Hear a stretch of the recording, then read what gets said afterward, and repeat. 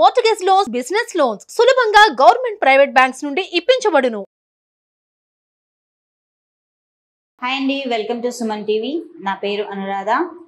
మనం ఇదివరకు క్లాసెస్లో చాలా డిఫరెంట్గా నేర్చుకున్నాము. సో ఈరోజు ఓన్లీ ఏంటంటే మీకు తెలుగు అక్షరాలతోటి హిందీ ప్రొనౌన్సియేషన్, ఓన్లీ డైరెక్ట్ సెంటెన్సే. ఇక్కడ వర్డ్స్ ఏం లేవు, డైరెక్ట్ సెంటెన్స్ మీరు ఎలా చెప్పాలి, ఎలా నేర్చుకోవాలన్నది మాత్రమే ఈరోజు మనం చూస్తున్నాము. ఓకేనా? సో మీరు ప్రతిరోజు మాట్లాడడానికి కొన్ని సెంటెన్స్ కావాలి అంటే మీ అంతటి మీరు ప్రిపేర్ చేసుకోవడానికి కొంచెం ఇబ్బందిగా ఉండొచ్చు, లేదంటే మీకు రాక మీరు ఆ కొత్త సెంటెన్స్ ట్రై చేయట్లేదేమో. సో అందుకని ఇప్పుడు మనము ఆల్రెడీ కొన్ని సెంటెన్స్ని నేను ఇక్కడ రాశాను, ఇవి చూద్దామా మరి.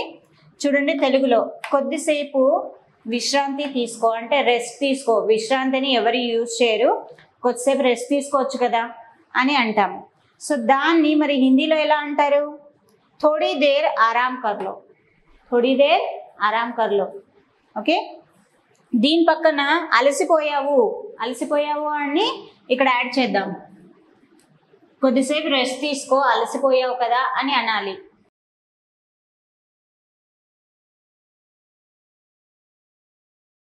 అలసిపోయావు. ఓకే, దీన్ని మరి హిందీ ఆ వర్డ్ని మరి మీరు అక్కడ అలసిపోయారు అని అంటున్నారు, దాన్ని హిందీలో ఏమంటారు? థక్ గయే.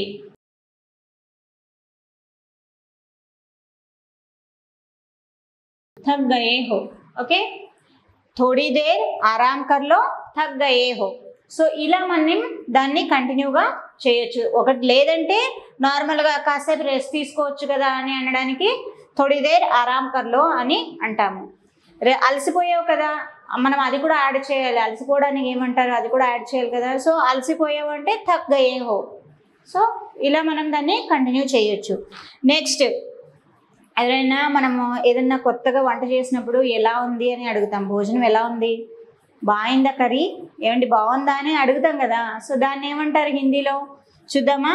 భోజనం ఎలా ఉంది అంటే ఖానా కైసా హై, ఖానా కైసా హై అని అడుగుతాం హిందీలో. భోజనం ఎలా ఉందని మనం నార్మల్గా హిందీలో అడుగుతాము.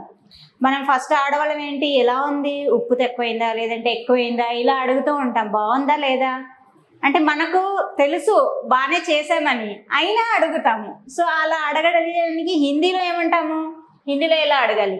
నార్మల్గా తెలుగులో అయితే భోజనం ఎలా ఉందని అంటాము. సో దాన్ని హిందీలో ఖానా కైసా హై. ఇక్కడ ఆల్రెడీ మనం నేర్చుకున్నాము, అచ్చా హై.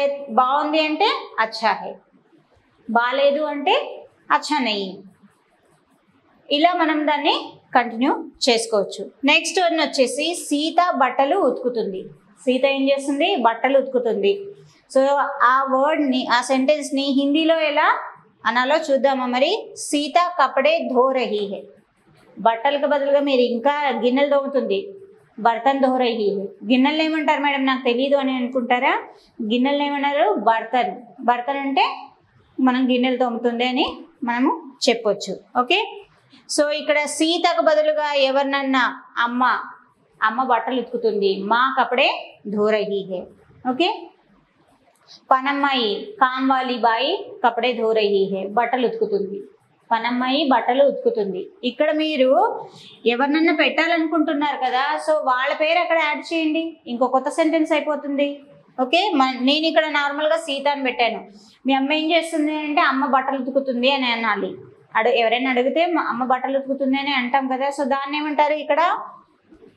మా అంటే అమ్మ కపడే ధో రహీ హై, మా కపడే ధో రహీ హై. ఓకే, సింపుల్, చాలా సింపుల్. ఓకే, నెక్స్ట్ వన్, ఈరోజు పని లేదా. ఇక్కడ రెండు సెంటెన్స్ యూజ్ చేశాను చూడండి. ఈరోజు పని లేదా, ఇంట్లో ఉన్నావు. ఎవరైనా రెగ్యులర్గా పనికి వెళ్ళే వాళ్ళు ఇంట్లో ఎప్పుడైనా సడన్గా కనిపించారనుకోండి, మనం సాధారణంగా అడిగే సెంటెన్స్ ఏంటి? ఈరోజు వర్క్ లేదా, ఈరోజు జాబ్కి వెళ్ళలేదా, ఇంట్లో ఉన్నావు అని అడుగుతాం. సో దాన్ని మరి హిందీలో ఎలా అడగాలి?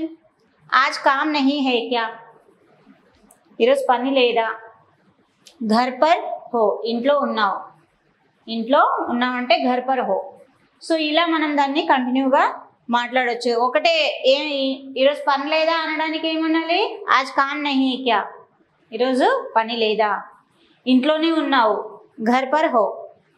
సో ఇలా మనము రెండుగా వాడొచ్చు, ఒకటిగా కూడా వాడవచ్చు. సేమ్ సెంటెన్స్ని, కొత్త సెంటెన్స్ ఏం కాదు, సేమ్ సెంటెన్స్ని ఇక్కడ వర్క్కి ప్లేస్గా వేరేది ఏదైనా పెట్టుకోవచ్చు.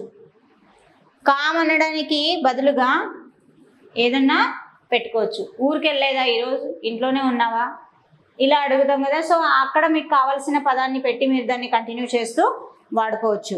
సో ఫస్ట్ వన్ వచ్చేసి ఏంటి, కొద్దిసేపు విశ్రాంతి తీసుకో, అలసిపోయావు. దాన్ని హిందీలో ఏమంటారు, థోడీ దేర్ ఆరామ్ కర్లో థక్ గయే హో. ఓకే.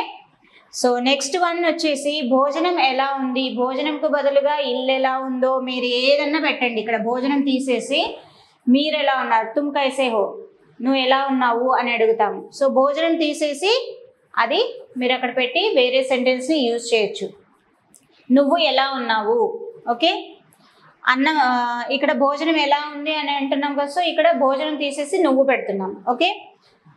నెక్స్ట్ వన్ ఖానా కైసా హై. భోజనం ఎలా ఉందంటే ఖానా కైసా హై. అదే మేడం మరి నువ్వు ఎలా ఉన్నావు అనడానికి తుమ్ కైసే హో, నువ్వు ఎలా ఉన్నావు అనడాన్ని తుమ్ కైసే హో. ఓకే. సో నెక్స్ట్ వన్ వచ్చేసి సీత బట్టలు ఉతుకుతుంది. ఓకే. సీతకు బదులుగా ఇక్కడ మీరు ఎవరినైనా పెట్టుకోండి. సీత కపడే ధో రహీ హై, మా కపడే ధో రహీ హై, కామ్ వాली కపడే ధో రహీ హై, మేరీ బహన్ కపడే ధో రహీ హై. ఎవరు కావాలంటే వాళ్ళని అక్కడ పెట్టుకొని అదే సెంటెన్స్ని మనం కంటిన్యూ చేసి వాడుకోవచ్చు.